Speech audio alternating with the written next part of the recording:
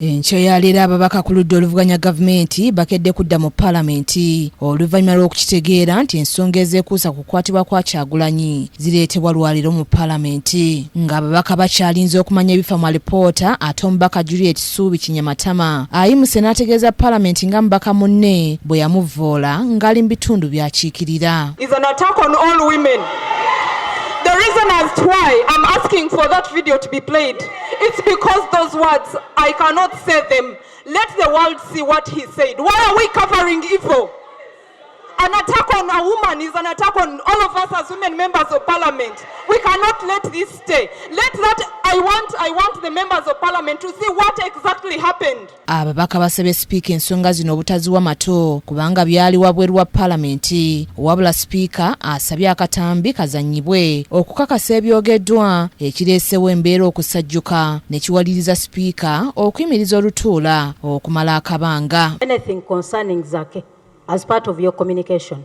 Yeah. Now I'm wondering whether the member is in order to raise issues concerning Zaake. Yes, this wasn't part of your communication, right, Honorable Speaker. So I'm inquiring whether the Honorable Kinyamatama is in order to raise a matter concerning a member when it wasn't part of your communication. It happened outside Parliament, coming here and they become part of parliamentary business. Having said that, Mr. Speaker, the colleague complaining has said that what was said she can't even utter.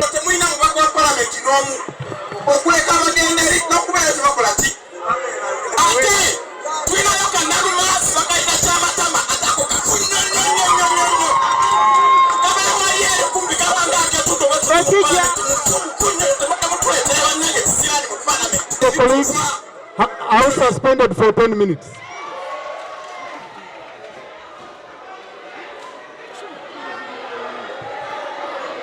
Abakulu ku paalamenti n'enjuyi zombi beevumbye akafuba okumala akaseera omubadde akulira oludda oluvuganya mu paalamenti Ssaabaminisita, sipiika n'ababaka abalala wabula sipiika bw'akomyewo ayogedde ebituukiddwako. In family. That's what. Please, just listen to me. We still remain family. We are members of parliament. When we are being judged outside, we are still members of parliament. So we've met as ensonga eno ebadde ng'ewedde nga General Muhoozi atandise okusoma alipoota wabula omubaka Suubi Kinyamatama alumbye Zaake gy'abadde ekintu ekizzeemu ne kikyankalanya paalamenti ekiwaliriza amyuka sipiika okuyimiriza paalamenti okutuuka ku lunaku olw'okubiri lwa ssabbiiti ejja. Not a favor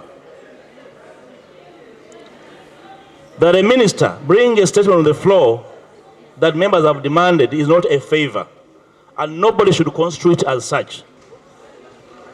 When members demand for a statement of any nature, and it takes that long, it delays inordinately, and the member reminds the House of that inordinate delay, and instead it impeaches another matter. Honourable Speaker. Right, Honourable Speaker, and honourable members,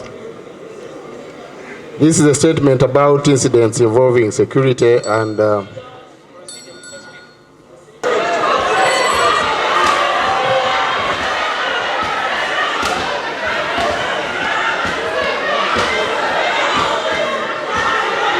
Honorable colleagues, House adjourned to Tuesday at 2 p.m. Wabaddewo akavuyo ng'ababaka ba NUP bafulumya Zaake ng'abakyala baagala okumugajambula. Ababaka ba paalamenti balaze ng'ensonga zino eza Kinyamatama bwe zireeteddwa okusobola okubajja ku mulamwa ogw'okuliriza alipoota ebadde erina okusomebwa n'okubaganyizibwako ebirowoozo olwaleero. Ekibaddewo leero babadde baagala Zaake addeyo mu komiti gye yava gye yasinga mu kooti. Ekisoose ekyokubiri babadde baagala ripoota eno gye tuleese gye bakuba Bobi Wine nga gye bagaana Bobi Wine nti tagenda kusaba ne bakuba abantu be ne basaba members of parliament. Ripoota eno eveewo kati kyobola baagala kulaga eggwanga lyonna nti ffe tuli babi nnyo. Saagala eggwanga lirimbirwe nti waliwo ekibaddewo wano eno katemba yennyini eno katemba. Omuntu gwe bakubye omutwe n'abeera under treatment temulowooza nti yeetaaga agenda kutuliitinga mulabo balina problem oba talina.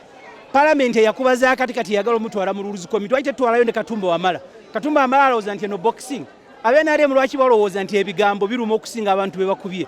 So this double standard we can't accept. Kinyamatama kirumulumye nnyo naye abaana baffe be basse bamulekwa grave ze tutunulako ozigerageranya atya n'okuyita Nalumansi. Ndabe nga abakyala bano banyoleddwa nnyo nengati nabo bategedde ku pain kyekitegeeza okubeera mu nsi nga temuli bwenkanya okubeera mu nsi gwe ne bakwata ku mmotoka ne ku nnyonyi ne bakusitulako ng'omugugu ne bakusiba akandooya. Abantu abamu betwogerako balina n'ebirwadde byafuna olwa tear gas kati bano beekangabiriza nga tukomyewo mu ngeri bweti titusobole okuva ku bye tuliko tugende kwani yavumye munne stupid ono Nalumansi. Ababaka ku ludda oluvuganya bagamba n'olwokubiri bakujja okulaba nga babanja gavumenti alipoota ku nsonga eno. Pisi za Nuupu era nga statement eyo betulaba nga teriimu nsa tujja kugijajinga n'ekiddako naye tubadde shocked by ebintu newe nali nsoma ku ssomero nasoma Luzungu sobola nakuvunula babadde bapuleyinga ffe twazze twagala report ku bantu baffe abawambibwa abantu baffe abakyasibiddwa n'okuyisa olugayo mu nfuga y'amateeka ekitebe ky'ebibiina byaffe bigaddwa abantu baffe abakwatibwa mulimu abakyala n'aba binnyo nti basazeewo okukolesa obubadi n'okwekwasa ensonga ezitaliimu ng'ate ffe mu ripooti gye tubadde tusuubira tubadde twagala okumanya abakyala abakwatibwa mu drone ne barepingibwa buli lunaku bo si bakyala ensonga za human rights buli. Sipiika alagidde Zaake okutwalibwa mu kakiiko ak'empisa yeewozeeko ku nsonga ezimwogeddwako.